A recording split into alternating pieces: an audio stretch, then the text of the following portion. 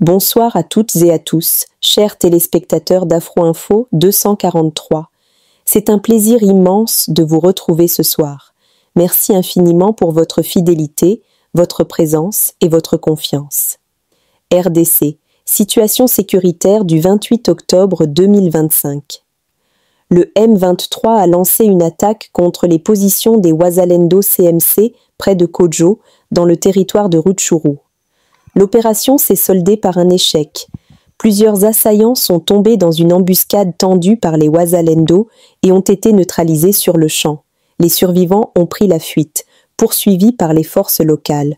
Dans le territoire de Masisi, les Wazalendo APCLS ont mené une offensive contre une position du M23 à Kinyaongo.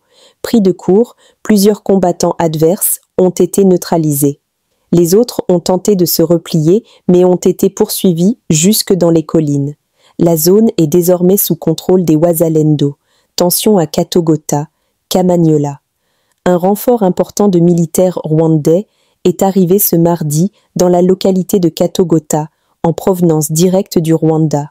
Selon les informations recueillies, le convoi aurait traversé Kamanyola sans s'y arrêter, poursuivant sa route vers Katogota, où il se serait établi pour préparer une éventuelle offensive en direction d'Uvira, en empruntant la route nationale numéro 5.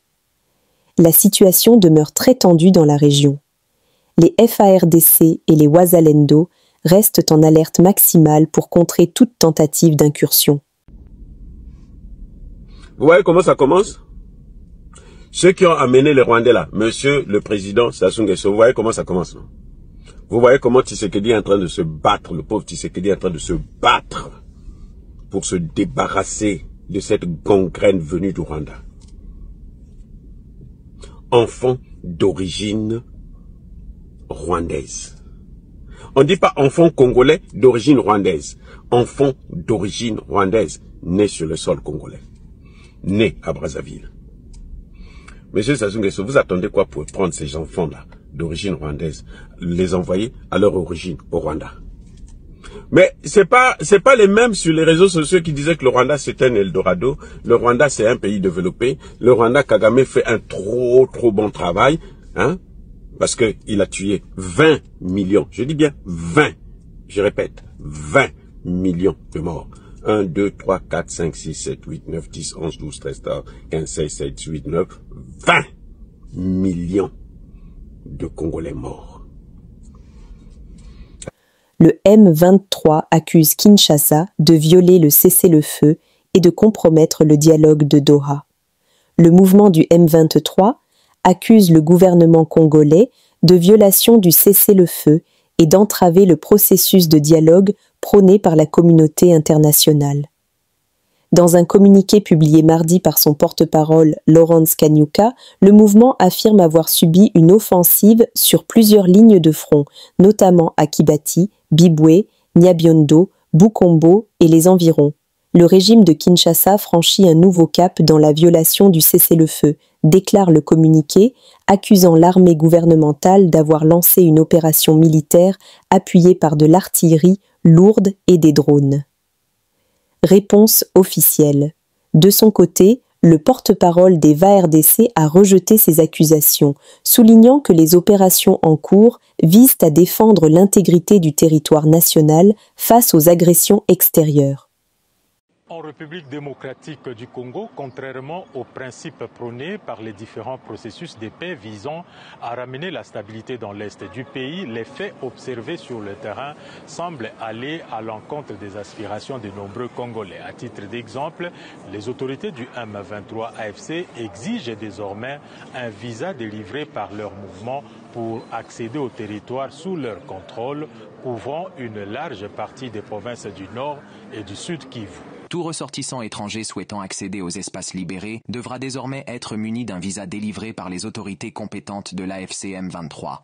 Depuis les mois de janvier et février dernier, les chefs-lieux de ces deux provinces sont passés sous le contrôle de la rébellion soutenue par le RDF, l'armée rwandaise. Depuis lors, le M23 multiplie les initiatives allant dans le sens d'une administration de plus en plus indépendante vis-à-vis du gouvernement central. C'est une forme d'État parallèle qui se construit, alors que ce soit Washington ou Doha consacrent le respect de l'intégrité territoriale, la restauration de l'autorité de l'État. Là, on n'est pas dans les actes qui confortent une restauration de l'autorité de l'État. On a davantage des actes qui confortent un État parallèle à côté d'un État central qui serait Kinshasa.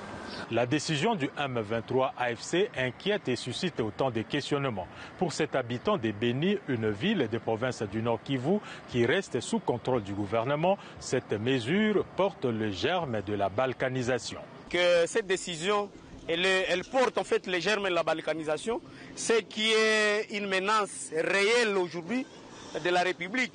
Donc si Kinshasa continue à prendre cette question à la légère, nous risquons de nous réveiller demain après-demain. Ils ont leur hymne national, leur drapeau, et ils ont voilà. Donc c'est notre souveraineté, c'est notre superficie qui est sous menace aujourd'hui. Et que donc nous devons nous réveiller. Notons que depuis février dernier, les autorités congolaises ont cessé de reconnaître les documents administratifs délivrés par le M23, notamment les autorisations CPGL et les documents de voyage de substitution.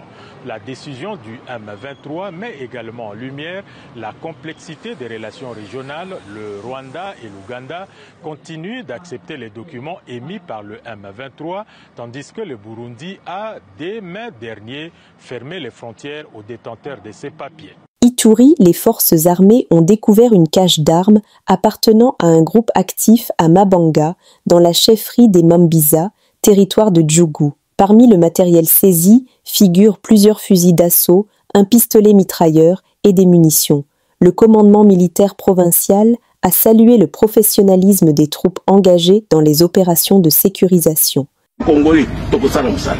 Tozo sala musala pe tokokoba Congo eza ya biso moto akosakana na biso te oyo aza wa ye kosakana na biso so ava zonga bifo azonga bazongisi ebembe parce que Congo na biso eza ya biso il faut bamona que biso bana ya Congo biso nde tozo sala sacrifice. Le président de la République commandant Nord Kivu. Une situation de panique a été signalée dans la matinée à Chapula, dans le territoire de Béni, à la suite d'une attaque d'un groupe armé. Les FARDC, appuyés par leurs partenaires régionaux, sont intervenus pour éloigner la menace et sécuriser la zone.